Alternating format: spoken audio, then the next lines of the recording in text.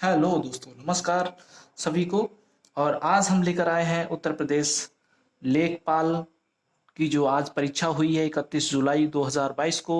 तो उसका आंसर की तो आप लोग देखते रहिए और बने रहिएगा हमारे साथ में। तो हम आपको मिलवाते हैं 1 से लेकर 100 तक के सभी प्रश्नों को। तो पहला ही है प्रश्न, अनुच्छेद को पढ़कर पूछे गए प्रश्न क्रम संख्या 1 से लेकर 5 तक के हमें क्या देना है, उत्तरों को देना है। तो हम डायरेक्टली पूरा पैराग्राफ ना पढ़ के, आप लोग ने पढ़ा हो तो आप डायरेक्टली आंसर ही आंसर मिलाइएगा।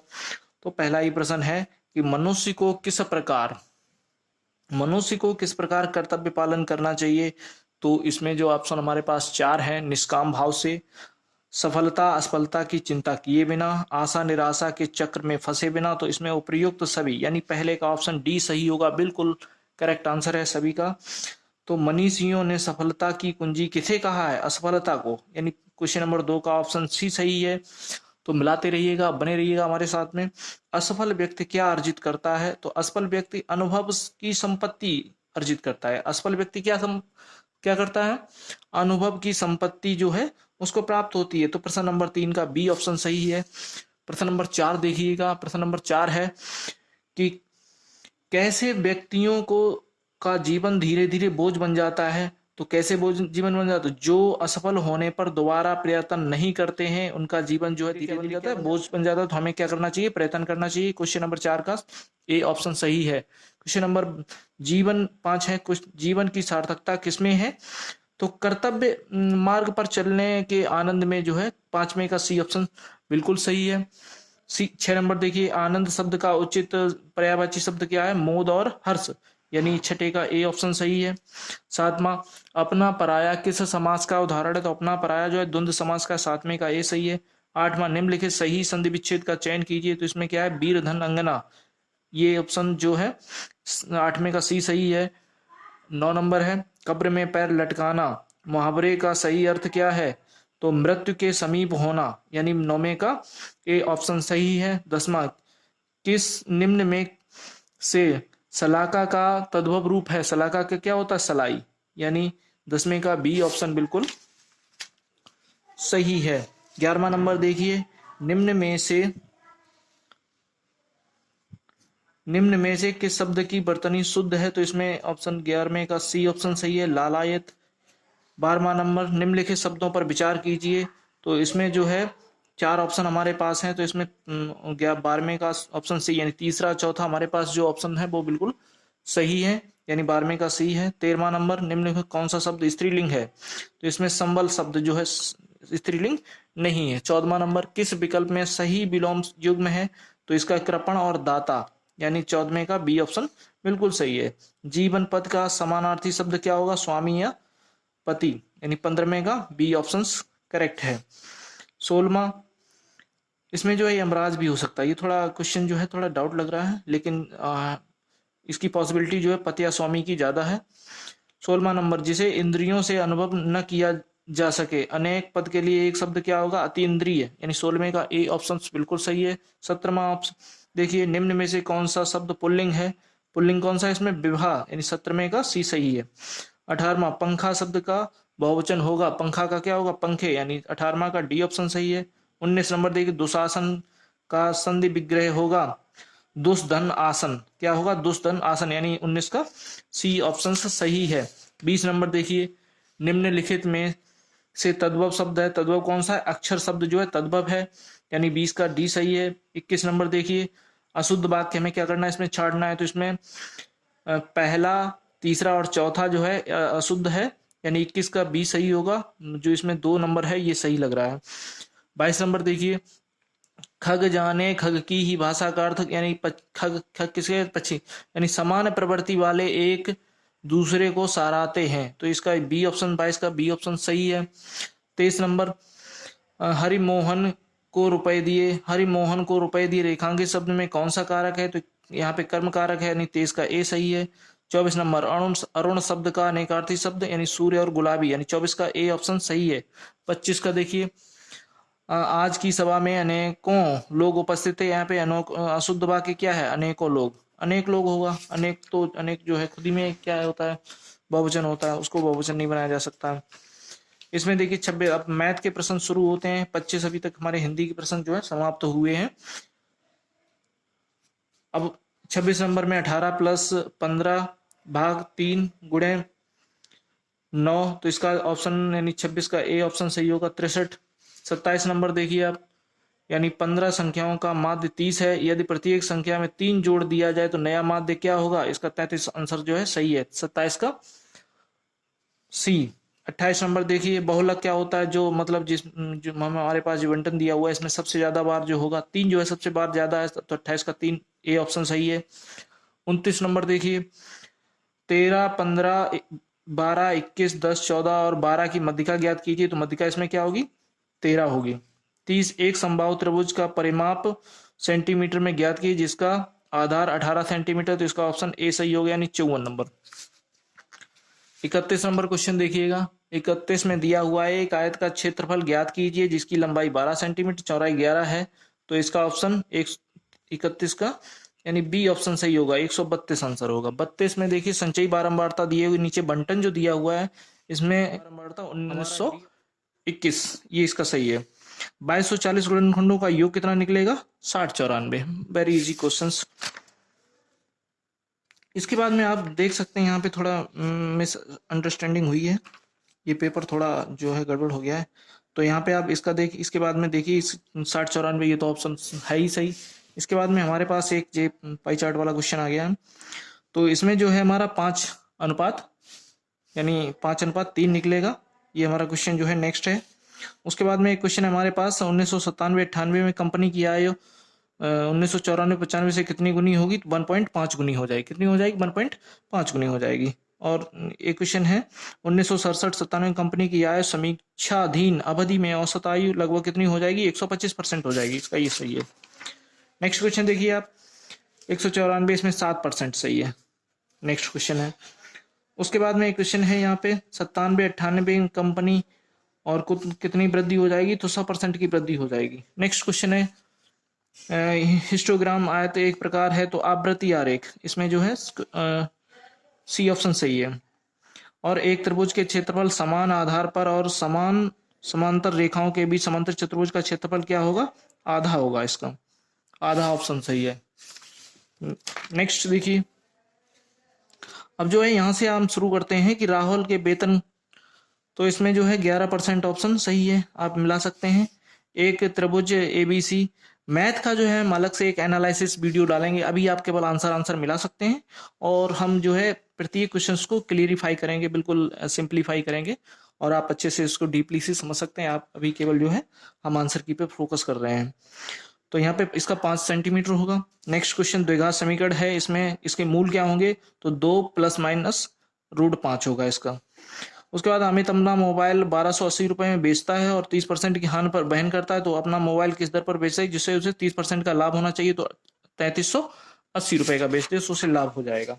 नेक्स्ट क्वेश्चन देखिए, एक त्रिभुज, इसमें जो है हम इसको बता चुके हैं अभी एक बार क्वेश्चंस।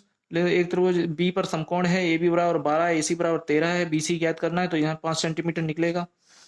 मूल जो है इसके हमने बता दिए थे, 2+ ये √5 जो पेपर है हमारे पास एक प्रिंट डबल हो गया है, तो उसका ये है। अमित अपना मोबाइल 1220 रुपए में की दर से बेचता है, 30% की हानि बहन करता है अपना मोबाइल, तो यहाँ पे जो है इसका 3380 हो जाएगा। आप इसको दोबारा से रिवाइज कर सकते हैं। राहुल का वेतन मोहन के वेतन से 20% अधिक है, और राहुल को अपने वेतन का 30% की वृद्धि मिली, जबकि मोहन अपने वेतन की 40% वृद्धि मिली, तो हमें अधिकतम क्या होगा इसमें? 11%, ये ऑप्शन सही है 45 का। 46 क्वेश्चन देखिएगा, 3/8, 2/6 और 4/7 का लघुत्तम समावर्तक कितना होगा? 12 होगा। 46 का डी सही है। 47 नंबर का HCF 11 है, LCM अन्य दो खंडों 13 और 17 है, तो दो संख्याओं में छोटी संख्या क्या होगी? 143 होगी, यानी 47 का सी ऑप्शन सही है। नेक्स्ट देखिएगा, समांतर चतुर्भुज के विकर्णों की लंबाई क्रमशः 8 और 6 सेंटीमीटर, तो की भुजा 5 सेंटीमीटर, दूसरी भुजा अनुमानित लंबाई, तो अनुमानित लंबाई जो है हमारी ज्ञात की जाएगी, तो वो निकलेगी 5। नेक्स्ट क्वेश्चन देखिए 49 नंबर, समांतर चतुर्भुज का परिमाप 120 सेंटीमीटर है, किन्हीं दो समांतर भुजाओं के बीच 12 सेंटीमीटर है, तो समांतर चतुर्भुज, तो इसका 360 डिग्री। नेक्स्ट देखिए 50 नंबर, एक बारंबारता बहुभुज अनेक भुजाओं वाली होती है, क्या? बंदाकृति, जिसमें बहुत सारी भुजाएं होती हैं वो बंदाकृति होगी, वर्ग आयत, वर्ग में तो 4 होती हैं, आयत में 4 होती हैं, बार चार्ट होगा नहीं, बंद आकृति जो है बारंबारता बहुभुज जिसमें बहुत सारी भुजाएं होती हैं। नेक्स्ट क्वेश्चन देखिएगा आप।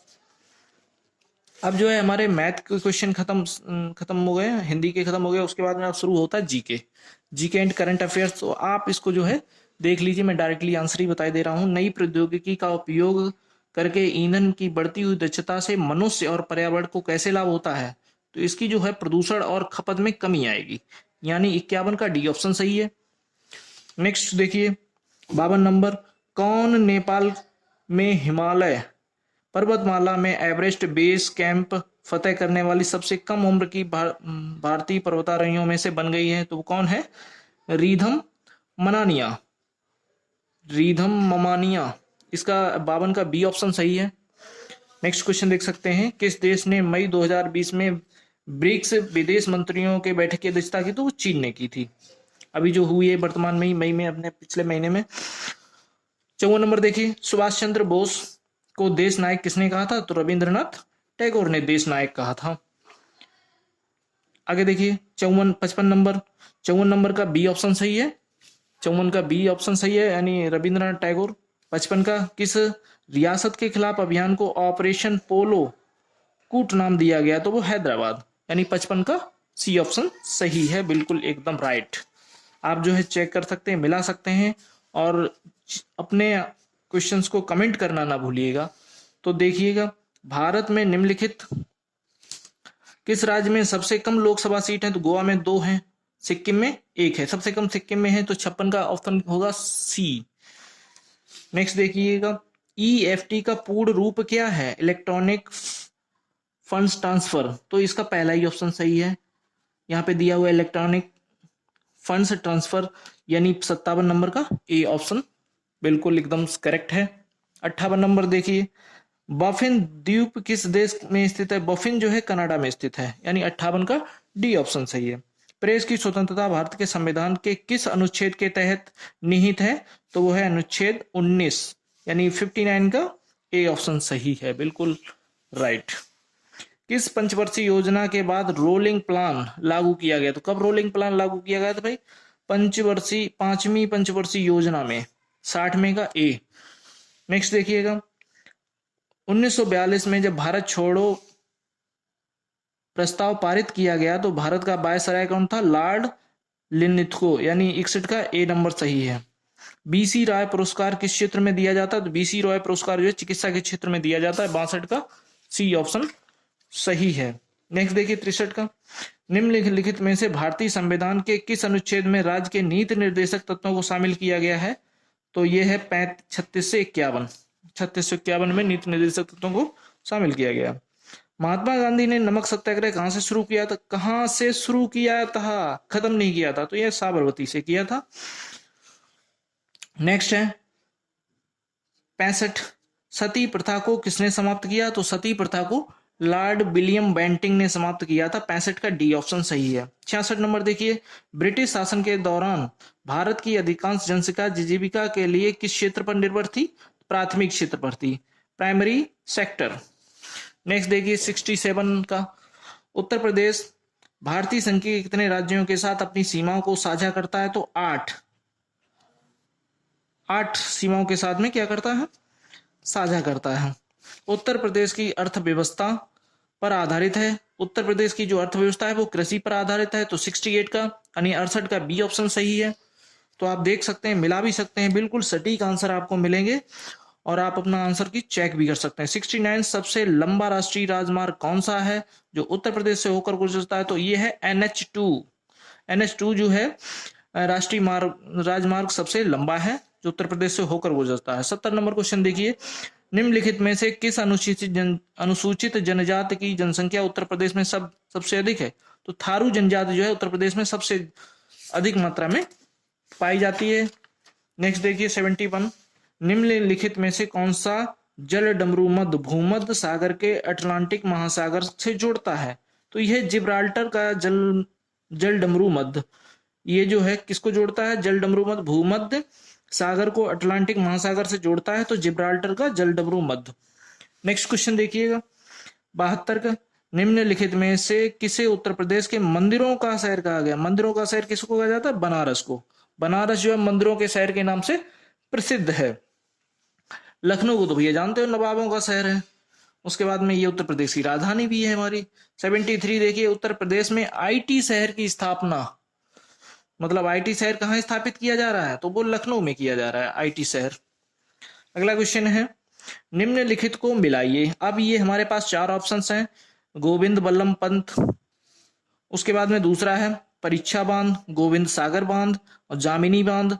तो इसको हम मिलाएंगे तो इसका ऑप्शन हमारे पास जो है ये निकल के आता है, गोविंद बल्लभ पंत जो है रिहंद नदी पे है, परीक्षा बांध ये बेतवा नदी पे है, गोविंद सागर बांध शहजाद नदी पे और जामिनी बांध जामिनी नदी दी हुई है। तो इसमें जो है हमारा पहला ही ऑप्शन सही है, यानी बी सी डी ए से इसका क्या होगा? मैच होगा। तो ये पहला ऑप्शन यानी 74 का पहला सही है। आप कंप्यूटर वायरस को कैसे पता लगा सकते हैं? कैसे पता लगेगा भाई? ईमेल संदेश भेजकर नहीं पता लगा सकते हैं। सर्दियों के दौरान लैपटॉप का उपयोग कर। भाई सर्दियों के दौरान ही क्या पता लगेगा कंप्यूटर में वायरस है, अदरवाइज नहीं पता लगेगा क्या? तो ईमेल अटैचमेंट खोलने पर, ऑनलाइन खरीदारी पर तो बिल्कुल नहीं, इस पे तो बिल्कुल नहीं, इस पे तो बिल्कुल नहीं। तो ईमेल अटैचमेंट खोलकर जो है उसका हम कैसे कंप्यूटर वायरस का पता लगा सकते हैं? तो 75 का सी ऑप्शन बिल्कुल करेक्ट है। 76 नंबर देखिए, निम्नलिखित में से कौन सी योजना भारत के ग्रामीण सड़क संपर्क विकास की जिम्मेदार है? तो इसमें इसके 76 का पहला ही ऑप्शन सही है। क्या है? पीएमजीएसवाई। 77 नंबर देखिए, निम्नलिखित में से किस योजना का उद्देश्य पूरे देश में महिला स्व सहायता मॉडल को सशक्त बनाना है? तो इसमें राष्ट्रीय ग्रामीण आजीविका मिशन जो है 77 का सी ऑप्शन ये बिल्कुल सही है। आप इसको देख सकते हैं, चेक कर सकते हैं, मिला भी सकते हैं। निम्नलिखित में से कौन सी योजना के तहत किसी भी ग्रामीण परिवार के वयस्क एक वित्तीय वर्ष में 100 दिन की रोजगार गारंटी योजना देता है जो अकुशल शारीरिक कार्य के लिए करने के लिए जो इच्छुक हैं? तो वो है ग्रामीण रोजगार गारंटी योजना जो 100 दिन की रोजगार की गारंटी देता है। अगला क्वेश्चन हमारे पास है, भारत सरकार ने निम्नलिखित में से कौन सी योजना विधवाओं, बुजुर्गों, विकलांग लोगों के पेंशन के रूप में वित्तीय सहायता प्रदान करती है? तो ये कौन सी है? NSAP, यानी 79 का बी ऑप्शन सही है। NSAP नेशनल सोशल एसोसिएशंस, ये जो है इसके तहत जो है विकलांगों, बुजुर्गों और विधवाओं को वित्तीय सहायता प्रदान की जाती है NSAP के माध्यम से। 80 नंबर देखिए आप, 80 नंबर क्या? निम्नलिखित में से किस योजना का उद्देश्य निम्नलिखित में से किस योजना का उद्देश्य भारत के ग्रामीण गरीब लोगों को आवास प्रदान करना है? तो प्रधानमंत्री आवास योजना बहुत ही पॉपुलर है, ये तो डी ऑप्शन इसका सही है। और भारत सरकार की निम्नलिखित में कौन सी ग्रामीण योजना शहरी क्षेत्रों में युवाओं के प्रवास रोकने का प्रस्ताव करती है? तो यह पुरा, PURA, पुरा। नेक्स्ट है, पंचायती राज प्रशिक्षण संस्थान उत्तर प्रदेश में निम्नलिखित किस स्थान पर स्थापित है? तो ये है लखनऊ में। 82 का सी नंबर सही है। 83 का देखिए, 83 का है, निम्नलिखित में कौन सी उत्तर प्रदेश द्वारा दी गई ई स्वास्थ्य पहल है? तो वो है उत्तर प्रदेश HMIS स्वास्थ्य प्रबंधन सूचना तंत्र, ये इसका 83 का ए ऑप्शन सही है। नेक्स्ट देखिए 84 नंबर, निम्नलिखित में से भारत सरकार की किस योजना का मुख्य उद्देश्य बालिकाओं की उत्तरजीविता को सुनिश्चित करना होता है? तो बेटी बचाओ बेटी पढ़ाओ, 84 का बी ऑप्शन सही है।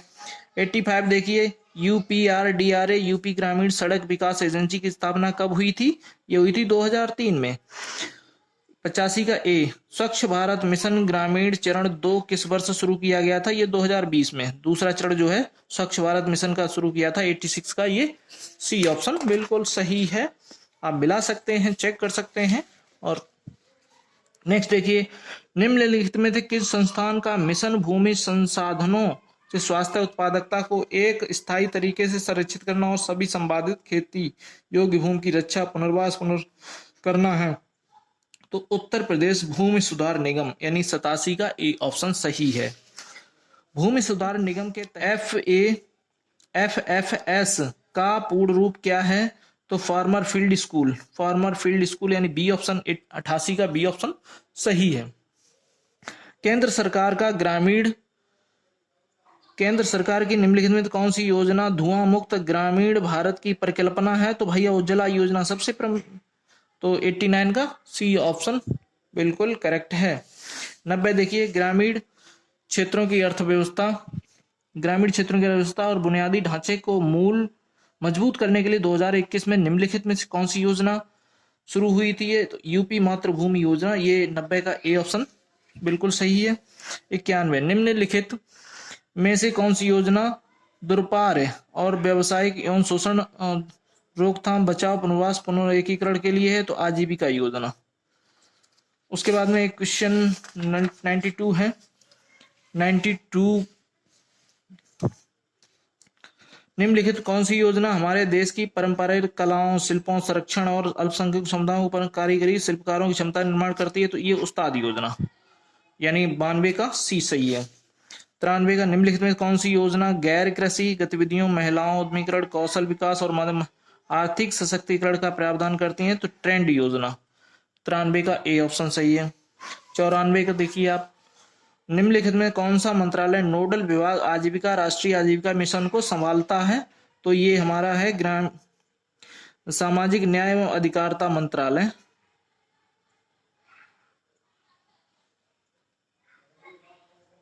सामाजिक अधिकारिता मंत्रालय, ये हमारा ए ऑप्शन इसका सही है। नेक्स्ट देखिए 95 में सौर फोटोवोल्टिक सिंचाई पंप योजना के तहत छोटे और सीमांत किसान केंद्र सरकार सब्सिडी जो है 2 HP के लिए कितना परसेंट देती? 30% देती है, यानी 95 का बी ऑप्शन सही है। 96 देखिए, कन्या विद्याधन योजना के तहत आर्थिक रूप से कमजोर लड़कियों को कितनी धनराशि दी जाती है? वो 30,000 दी जाती है। 96 का सी ऑप्शन सही है। नेक्स्ट देखिए, स्वच्छ भारत मिशन को निम्नलिखित में से, ये 97 नंबर क्वेश्चन है जो यहाँ पे थोड़ा कट गया है। तो इसमें पेयजल एवं स्वच्छता मंत्रालय 97 का यानी बी सही है। पेयजल एवं स्वच्छता मंत्रालय जो है स्वच्छ भारत मिशन को निम्नलिखित में से किस मंत्रालय नोडल विभाग द्वारा नियंत्रित किया जाता है? तो पेयजल एवं स्वच्छता मंत्रालय, यानी बी ऑप्शन सही है। 98 निम्नलिखित में से कौन सा कार्यक्रम सार्वजनिक स्वास्थ्य संगठनों प्रसव के लिए आने वाली महिला मुक्त आने जाने के लिए परिवहन, दवा मुफ्त निदान, मुफ्त रक्त और ये करता है? तो ये है JSSK, जननी शिशु सुरक्षा कार्यक्रम, यानी 98 का ए ऑप्शन सही है बिल्कुल।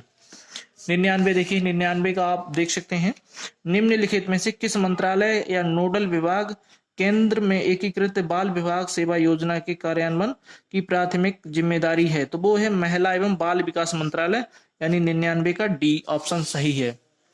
आप आखिरी क्वेश्चन देख सकते हैं आप 100 नंबर, निम्नलिखित में से कौन सी योजना पंचायत राज मंत्रालय द्वारा गांव की आबादी के सर्वेक्षण और ग्राम क्षेत्रों में उन्नत प्रौद्योगिकी के साथ मानचित्रण के लिए है? तो ये है स्वामित्व जो है, यानी 100 का सी नंबर सही है। इसी के साथ हमारे 1 से लेकर 100 तक के सारे क्वेश्चंस हो गए हैं। आप अपनी आंसर की को मिला सकते हैं, क्वेश्चन पेपर को मिला सकते हैं और आप चेक कर सकते हैं कि आपके कितने क्वेश्चंस जो हैं सही हो रहे हैं। हम उम्मीद करते हैं कि आपके अच्छे से अच्छे प्रश्न जाएं, हल हो और आप जल्द से एक सफल लेखपाल बनकर सभी की सेवा कर पाएं। और हमें आशा ही नहीं पूर्ण विश्वास है कि आप जो है अच्छा पेपर गया होगा। हम उम्मीद करते हैं कि आप लोग अपने अपने क्वेश्चंस जितने आपके सही हो रहे हैं वो कमेंट करना ना भूलें। हमारे साथ बने रहने के लिए, हमारे वीडियो पर देखने के लिए बहुत बहुत धन्यवाद, आभार। और अगर आपने हमारा चैनल सब्सक्राइब नहीं किया तो आप हमारे यूट्यूब चैनल को सब्सक्राइब कर सकते हैं और आपको ऐसी ही पेपर से संबंधित जानकारियां जल्द से जल्द मिलती रहेंगी। और हमारा थैंक्स फॉर वॉचिंग। चैनल को सब्सक्राइब करें, बेल आइकन को प्रेस करें। धन्यवाद।